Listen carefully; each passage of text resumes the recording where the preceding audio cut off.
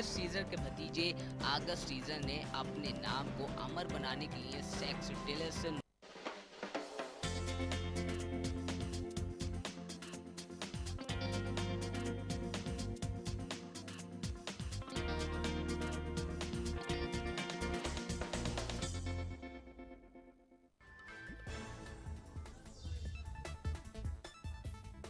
नागपुर में गरजे प्रधानमंत्री नरेंद्र मोदी कहा 24 घंटे हर गांव में बिजली पहुंचाना सरकार का मकसद।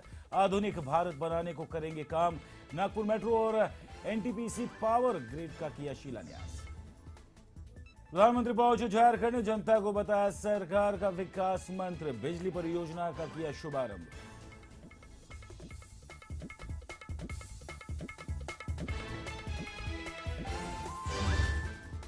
हरियाणा में प्रधानमंत्री हुड्डा की हूटिंग से घबराए महाराष्ट्र के मुख्यमंत्री। नागपुर में प्रधानमंत्री के साथ नहीं किया मंच साझा।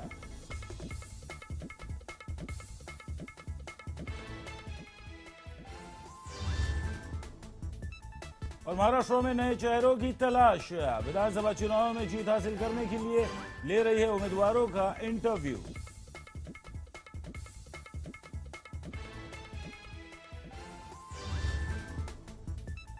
और इंडियन मुजाहिदीन की साजिश। आतंकी संगठन इंडियन मुजाहिदीन ने वीवीआईपी लोगों को जहर लगे खत भेजकर मारने की बनाई थी योजना।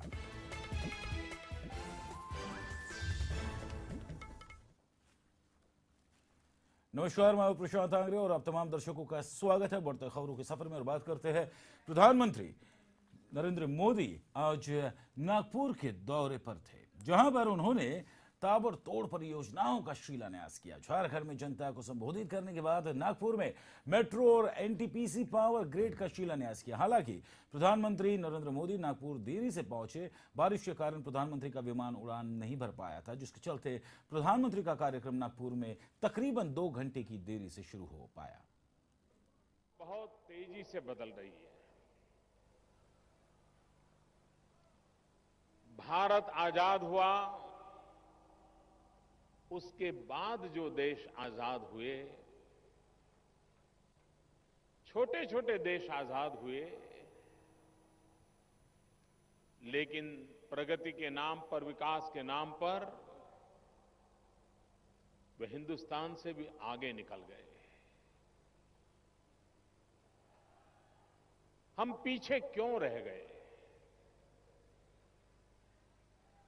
और क्या 125 करोड़ देशवासियों को भारत पीछे रह गया, हम पिछड़ गए, इसकी पीड़ा है क्या? जिस तेजी से नागपुर आगे बढ़ रहा है, पूरे विदर्भ की आर्थिक प्रवृत्ति का जो केंद्र बना हुआ है, उसको देखते हुए नागपुर में भी ये मेट्रो रेल की आवश्यकता है। और इस मेट्रो रेल की पूर्ति के लिए भारत सरकार ने नागपुर को प्राथमिकता दी है। और उस प्राथमिकता के तहत नागपुर बहुत ही जल्द नागपुर के नागरिकों के लिए मेट्रो ट्रेन की सुविधा मिल जाएगी। पूरे देश में 500 नगर, महानगर हो, छोटे नगर हो, मेट्रो सिटीज हो, नगर पालिकाएं हो, पूरे देश में से हम 500 पसंद करें और पब्लिक प्राइवेट पार्टनरशिप मॉडल पर सॉलिड वेस्ट मैनेजमेंट और वेस्ट वाटर ट्रीटमेंट, इसका पूरा एक अभियान चलाएं। जितना कूड़ा कचरा है, कचरे में से कंचन बनाने का बीड़ा उठाएं। और मेट्रो योजना का शिलान्यास करने से पहले प्रधानमंत्री नरेंद्र मोदी ने नागपुर में एनटीपीसी पावर ग्रिड का शुभारंभ किया। बिजली उत्पादन पर बोलते हुए प्रधानमंत्री ने कहा कि देश को बिजली संकट से उभारने के लिए बिजली बचाने के प्रयास करने होंगे। साथ ही सरकार भी गांव-गांव तक 24 घंटे बिजली पहुंचाने के लिए प्रयास करेगी। मंचावर बसलेले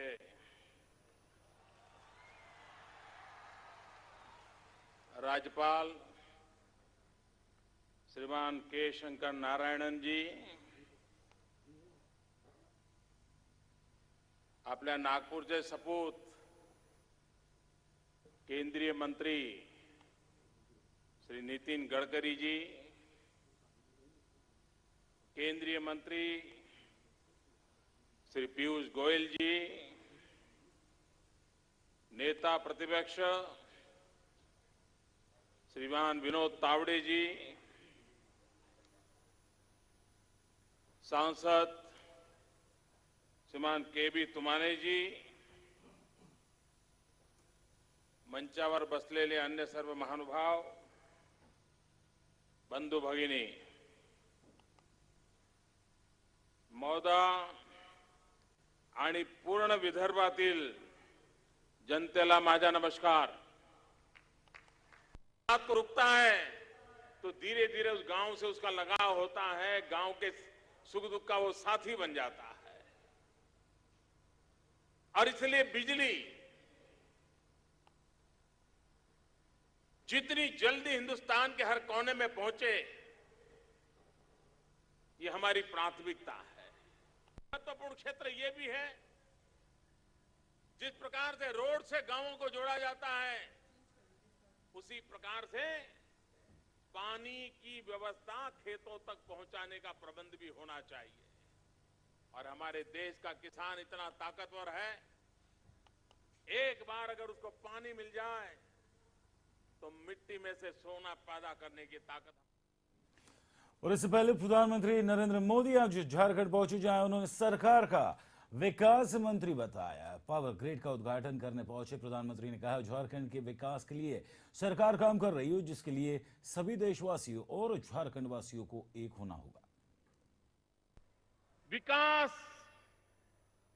विकास के माध्यम से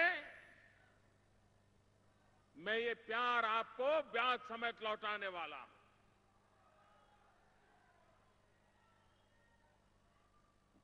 झारखंड में हिंदुस्तान के सभी राज्यों में सबसे समृद्ध राज्य बनने की क्षमता पड़ी हुई है।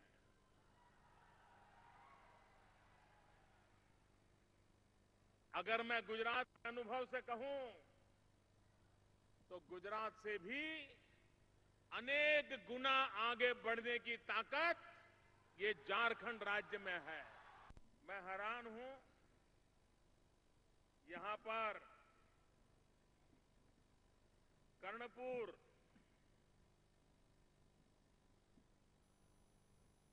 ये super thermal power project Atal Bihari Vajpayee ने इसका शिलान्यास किया था, और उसके बाद वो वहीं का वहीं पड़ा है। आप मुझे बताइए भाइयों, ये आपके साथ अन्याय है कि नहीं है? ये अन्याय जाना चाहिए कि नहीं जाना चाहिए? मुझे लगता है कि वाजपेयी जी ने जहां काम छोड़ा है, उसे आगे बढ़ाना शायद मेरे ही भाग्य में लिखा हुआ है। करीब 15,000 करोड़ रुपए की लागत से ये बिजली का कारखाना बनेगा। न सिर्फ झारखंड का अंधेरा छटेगा, हिंदुस्तान में जहां जहां अंधेरा है, उस अंधेरे को हटाने का काम भी ये झारखंड की धरती से होगा। रांची सीपत ट्रांसमिशन लाइन के लोकार्पण का भी अवसर मिला है। ये ट्रांसमिशन लाइन पूरब को पश्चिम के साथ जोड़ने वाली लाइन है। दिल्ली में आपने जिस सरकार को बिठाया है, उस सरकार का सपना है, पश्चिम हो या पूरब, उत्तर हो या दक्षिण, भारत का विकास संतुलित होना चाहिए। पूरब को भी उसका फायदा मिलना चाहिए और पूरब में विकास की संभावनाएं बढ़नी चाहिए। सभी राज्यों के विकास में सहायक होना चाहती है, मददगार होना चाहती है, राज्यों की उंगली पकड़ करके साथ चलने का प्रयास करना चाहती है। और इसीलिए कल कैबिनेट में हमने एक महत्वपूर्ण फैसला किया खनिज संपदा की रॉयल्टी का, और उसके कारण झारखंड को करीब करीब 400 करोड़ रुपयों का फायदा होगा।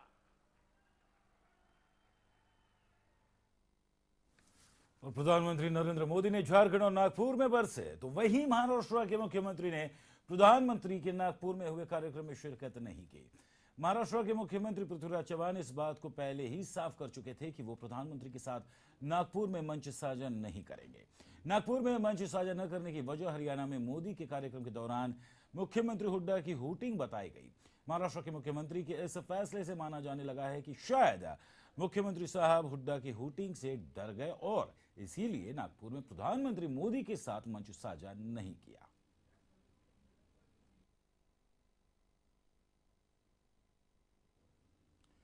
मुंबई में महिलाओं पर बढ़ते अपराध को ध्यान में रखकर महाराष्ट्र के गृह मंत्री आर पाटिल ने महिला बीट मार्शल टीम को हरी झंडी दिखाई है। इस अवसर पर रानी मुखर्जी भी मौजूद रही। पेश है हमारी खास रिपोर्ट।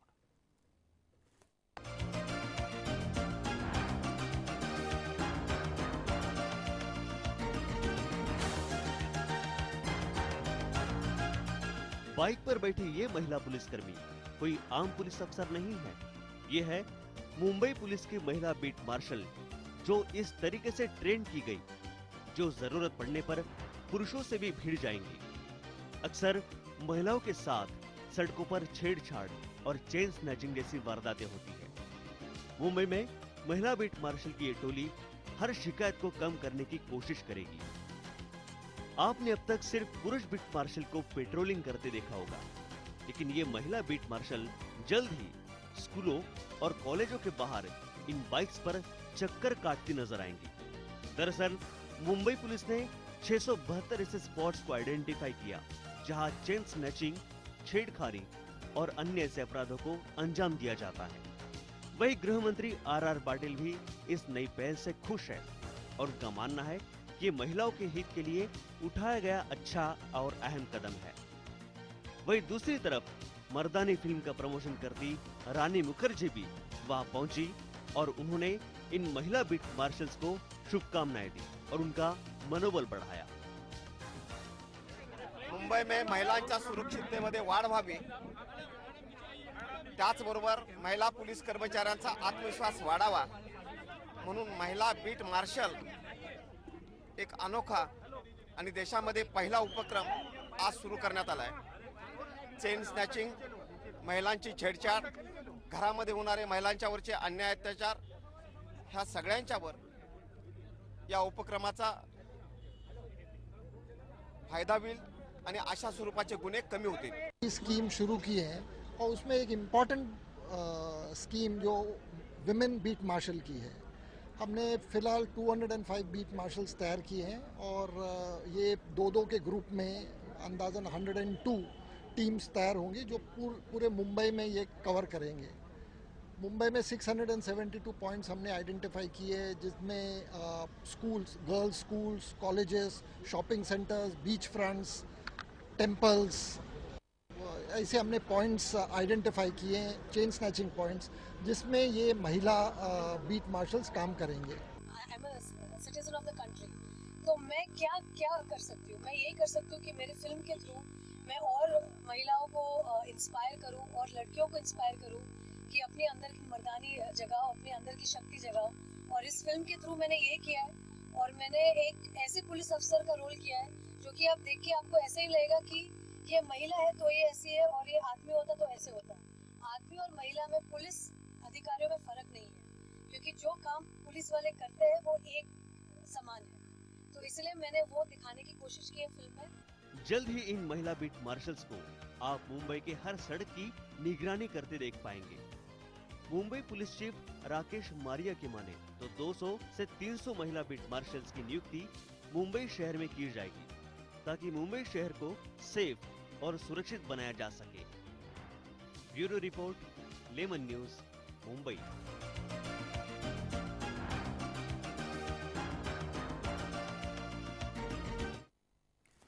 तो बात करेंगे कांग्रेसी नेता दिग्विजय सिंह ने सोलापुर में फिर एक बार विवादित बयान देकर वो अब सुर्खियों में आ चुके हैं।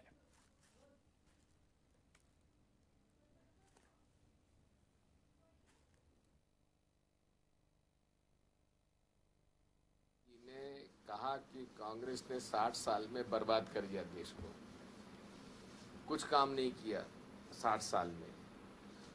अब कांग्रेस के समय कार्य जो हुए हैं उनका फीता क्यों काट रहे हैं? इन 60 दिनों में उन्होंने लगभग 7 योजनाओं में जाकर शिरकत की है, फीता काटा है। वो सब तो यूपीए ने किया। अगर कुछ नहीं किया तो कैसे हो गया? जानते शुरू से कहता रहा हूं, एनसीपी और कांग्रेस को एक हो जाना चाहिए। कि मोहन भागवत जी से हमने प्रश्न पूछा है कि हमारा धर्म जो है सनातन धर्म है, हिंदू धर्म का कोई उल्लेख हमारे ना तो वेद में है, ना उपनिषद में है, ना पुराण में है, ना किसी भी धार्मिक ग्रंथ में हिंदू धर्म का उल्लेख नहीं है। हमारा धर्म सनातन धर्म है। और हिंदू शब्द कहाँ से आया?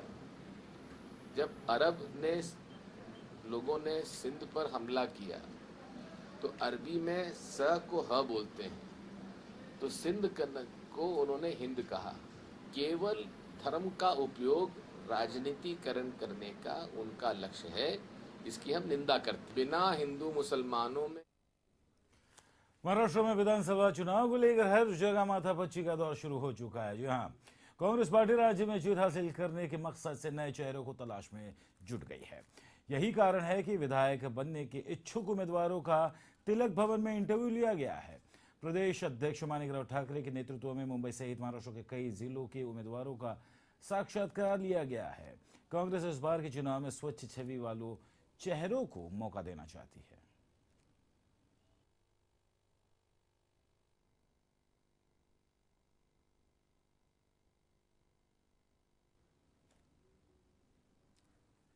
इंग्लैंड दौरे में खराब प्रदर्शन के कारण बीसीसीआई ने खिलाड़ियों पर लगाम लगाई है। कोई भी खिलाड़ी अब विदेशी दौरे पर पत्नी अथवा गर्लफ्रेंड को साथ नहीं लेकर जाएगा। ऐसा नया फरमान बीसीसीआई ने जारी किया है। हाल ही में जो टीम इंडिया की शर्मनाक हार हुई उसका कारण गर्लफ्रेंड्स और पत्नियां बताई जा रही है, और इन्हीं के कारण खिलाड़ी जो है अपने खेल पर ध्यान नहीं दे पाते। भारत का इंग्लैंड टेस्ट दौरा रहा असफल। पत्नी गर्लफ्रेंड साथ होने से खिलाड़ी अपने लक्ष्य से विचलित। खिलाड़ियों की नाकामयाबी के लिए दोषी गर्लफ्रेंड। खिलाड़ियों की असफलता के लिए बीवियां जिम्मेदार। बीसीसीआई का नया फतवा।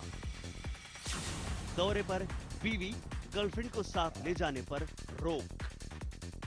इंग्लैंड में खराब प्रदर्शन के बाद बीसीसीआई ने एक के बाद एक कई कड़े कदम उठाए हैं।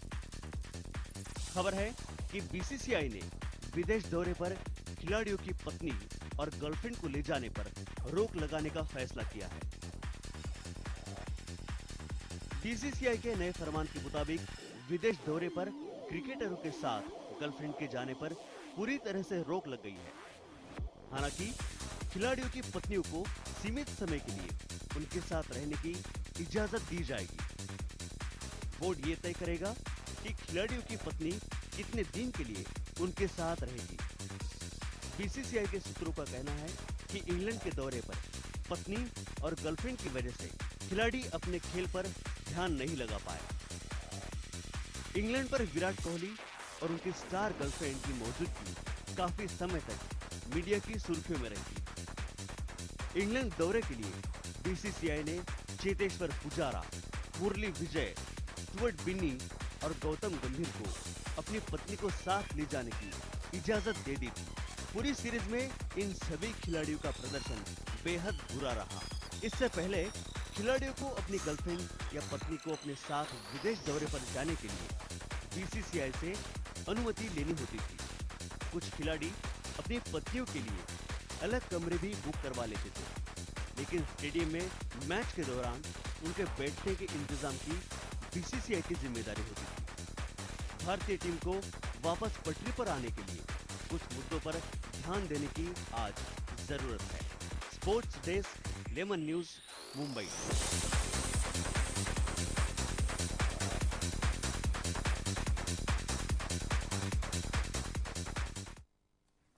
आतंकी संगठन इंडियन मुजाहिदीन भारत के वीवीआईपी लोगों की हत्या करने की साजिश रच रहा है। दिल्ली पुलिस ने इस बात का खुलासा किया है कि पुलिस की माने तो आईएम यानी कि इंडियन मुजाहिदीन के आतंकी जहर लगे खतों के जरिए भारत के बड़े नेताओं और उद्योगपतियों की हत्या करने की फिराक में थे। इसके लिए वो एक विशेष केमिकल्स का इस्तेमाल करने वाले थे। आईएम के खिलाफ पटियाला हाउस कोर्ट में पेश किए चार्जशीट से इस बात का खुलासा हुआ है।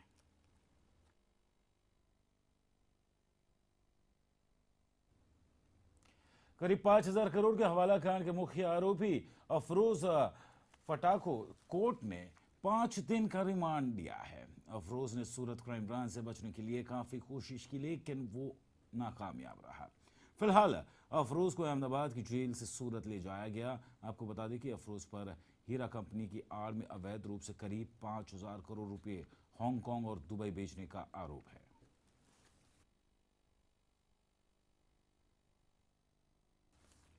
और मुंबई की खुरार पुलिस ने ऐसे 2 आरोपियों को गिरफ्तार किया है जो अक्सर बस स्टॉप पर खड़ी महिलाओं के गले से सोने की चेन या पर्स छीनकर फरार हो जाते थे। बताया जाता है कि रियाज खान और मनीष गौड़ ये दोनों आरोपी वेस्टर्न हाईवे के बस स्टॉप पर खड़ी महिलाओं से लूटपाट करते थे। जब इसकी जानकारी पुलिस को मिली तो पुलिस ने जाल बिछाकर आरोपियों को पकड़ने में कामयाबी हासिल की। ऐसा उनके पास से मालूमात पड़ी है। मेरे डिटेक्शन ऑफिसर और स्टाफ ने पुष्पा पार्क में पब्लिक जो बस स्टॉप है उधर वेस्टर्न एक्सप्रेस हाईवे उधर वो लोग मिल गए।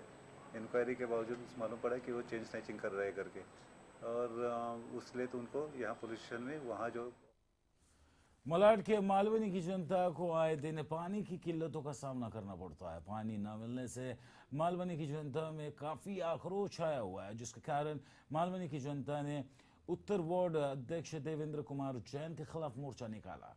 इस पर जनता और उत्तर वार्ड अध्यक्ष देवेंद्र कुमार जैन का क्या कहना है, आइए आपको सुनाते हैं। मालवनी माड़ा की जो जनता है, जो आम जनता है, वो पानी के लिए तरस रही है। उन्हें पानी पीने के लिए नहीं मिल पा रहा है। इसके लिए वहाँ की जो जनता है वो प्रोटेस्ट करना शुरू कर दिया। आइए हम उनसे जानते हैं कि किस तरह से प्रोटेस्ट जारी किया है। आप बताएंगे किस तरह की समस्याओं का सामना करना पड़ रहा है पानी ना मिलने की वजह से? हम लोग बहुत ही प्रॉब्लम में है। हम लोग कहने के लिए मालवनी माड़ा में रहते हैं, जो अच्छा इलाका है मालवनी में, पर हम लोगों को वहाँ पानी की बहुत समस्या आज का नहीं है, ये कई सालों से है। नहीं तो भी ये कुछ 6-7 साल से चल रहा है। पानी बिल्कुल ही नहीं आता है। यहाँ पर जो विशाल है, कोरे है, उनको फोन करो तो टैंकर भेजते हैं। टैंकर से होने वाला क्या है? एक आदमी एक सोसाइटी में कितना टैंकर चलाएगा? अरे एक हफ्ते में एक टैंकर भेजते हैं उन लोग। एक टैंकर से हम लोग 31 रूम वाले हैं, जो आधा ड्रम इतना गंदा पानी हम लोग उसको छान के भरते हैं और बाद में उसको उबाल के पीना पड़ता है। और जिसके घर में उबालने को भी वैसे ही नहीं है, जो गरीब है, जो पानी उबाल नहीं सकता है, गैस का बिल नहीं भर सकता है, वो इंसान क्या करेगा? बच्चे बीमार पड़ रहे हैं, औरत लोग यहाँ वहाँ भाग रहे पानी के लिए। हम लोग को हंडे लेके यहाँ दौड़ना पड़ता है। अभी हम लोग सोने वाले नहीं है। अभी हम लोग बोलते हैं यहाँ का चेयरमैन सेक्रेटरी सबको निकालो, वो पिसाल है, कोरे है, और उसके ऊपर जो हेड है उन सबको निकालो, सीट चेंज करो। नए आएंगे, हम लोग का काम अपने आप होगा। इन लोग काम करने वाले नहीं है। हमारे भारत के पूरे वर्ल्ड में इतना अच्छा नाम हो रहा है, हर क्षेत्र में विकास कर रहा है, मगर अभी भी देखिए मलाड से हमारे मालूनी से पूरी रात महिलाएं बैठी रहती हैं, बच्चे वही गंदा पानी पी के बीमार पड़ रहे हैं, स्कूल में नहीं जा पा रहे हैं, उनकी शिक्षा में प्रॉब्लम आ रही है। ताकि ये कब तक चलता रहेगा? इससे पहले हम लोग आके गए कोरे साहब के पास, बोले कि देखो हमारे इधर पेरी में 13 तारीख से आपने कटौती खत्म किया। महाडा वालों के सामने एक बार और मीटिंग लेनी पड़ेगी, क्योंकि जो पानी जो गंदा आ रहा है, क्योंकि 30-40 साल पुरानी जो लाइन है उसको भी बदलने की जरूरत है। बीएमसी का जो रोल है, जिसमें प्रेशर कम आ रहा था, वो प्रेशर बढ़ाने के लिए मैंने उनको आदेश दिए हुए हैं। कुछ बहनों की ऐसी डिमांड थी कि वो रात को पानी आता है, पहले जो आधा घंटा पानी खराब आता है, मैंने उनको बोला है कि उसका टाइमिंग भी आप चेंज करो और उनको पानी अच्छा मिलेगा, उसके लिए आप लोग करो। हमें तो इनके आश्वासन पे भरोसा नहीं है 90%, फिर भी इन्होंने आश्वासन दिया है, एक मौका दे रहे हैं। अगर इन्होंने नहीं किया दोबारा तो हम यहीं पर सड़क पर रास्ते को आंदोलन करेंगे और सीताराम कुंटे का पुतला जलाएंगे कभी आजाद मैदान पर। अभी मुझे निवेदन मिला है मैं उसको स्ट्रिक्टली पत्र लिखने वाला हूँ देवेंद्र कुमार जैन को। अगर इसके बाद अगर पानी लोगों को नहीं मिला पानी, तो मैं पानी को लेके भूख हड़ताल पे बैठूंगा मालूनी की जनता। नवी मुंबई के तुर्बे में बिल्डिंग की स्लैब गिरने से 17 वर्षीय अक्षय अशोक शिंदे की दर्दनाक मौत हो गई है। बिल्डिंग की हालत काफी खस्ता बताई जा रही थी, यहां तक कि बिल्डिंग के फ्लोर से लीकेज भी हो रहा था, लेकिन लापरवाही बरतने के कारण यह हादसा हुआ। इस हादसे के बाद अक्षय के माता पिता सदमे में हैं। मैं आपको बताना चाहूंगा कि मैं फिलहाल इस वक्त तुर्बा में मौजूद हूं, जहां पर एक गंभीर हादसे में एक युवक काल के गाल में समा गया। मैं आपको दिखाना चाहूंगा ये छत का स्लैब जिसकी वजह से दुर्घटना घटी है। दुर्घटना घटने के सुबह का वक्त है और उस वक्त ये स्लैब अचानक ऊपर से गिरा और एक युवक के सीने पे गिरने की वजह से उसकी दर्दनाक मौत हो गई, जिसे अस्पताल पहुंचाया गया, जिसे डॉक्टर ने मृत घोषित किया। ये मलबा है, देख सकते हैं, जो छत से गिरा है और ये मलबा इतना बड़ा था, इसकी जो चोटें 17 साल के युवक बर्दाश्त नहीं कर पाया और जिसकी वजह से वो हलाक हो गया। अब जाहिर सी बात है कि जिस बिल्डर ने यहाँ का काम किया हुआ है, हालांकि इस बात पे जब बात की गई तो उनका कहना था कि काफी पुरानी इमारत होने की वजह से यह दुर्घटना घटी है। ऐसी कई इमारतें हैं जो नवी मुंबई में, जिसकी वजह से लोग दुर्घटना के चपेट में आ सकते हैं। कैमरा पर्सन रोशन के साथ मैं गोपाल सावल, lemon news, Navi Mumbai. Navi Mumbai police ने 2 आरोपी को गिरफ्तार किया है जो दिन दहाड़े एटीएम को तोड़कर उसमें से चोरी की वारदात को वो अंजाम दिया करते थे। नवी मुंबई की कोबर खैराना पुलिस ने दोनों चोरों को रंगे हाथों गिरफ्तार किया है। बताया जा रहा है कि दोनों चोर पवन तोमर और Rajesh Tomar bank of India के एटीएम की मशीन को तोड़कर चोरी कर रहे थे, लेकिन राह चलते एक रहवासी ने पुलिस को इस बात की जानकारी दी, जिसके चलते दोनों चोरों को पुलिस ने गिरफ्त में कर लिया है। ऑफ इंडिया का जो एटीएम है वो तोड़ने की कोशिश चालू है। और जाते टाइम उसने देखा आवाज आ रहा है, 2 लोग अंदर 3 लोग अंदर है। जैसे उसको डाउट आया, एक वॉच कर रहा था बाहर, पुलिस देख के वो भाग गया और उसने तुरंत सीनियर साहब से कॉल किया, कंट्रोल को बताया और बाकी मदद लिया और जो अंदर 2 लोग छुपे जो काम कर रहे थे चोरी का, उसको पकड़ लिया। तो फिलहाल इस बुलेटिन में बस इतना ही। मुझे दे अनुमति, लेकिन खबरों का सिलसिला लेमन न्यूज पे बदस्तूर जारी रहेगा।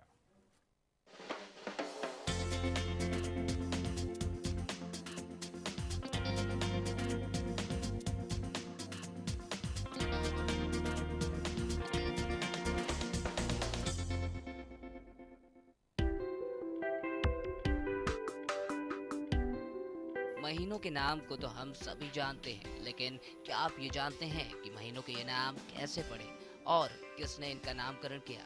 आइए जानते हैं। जनवरी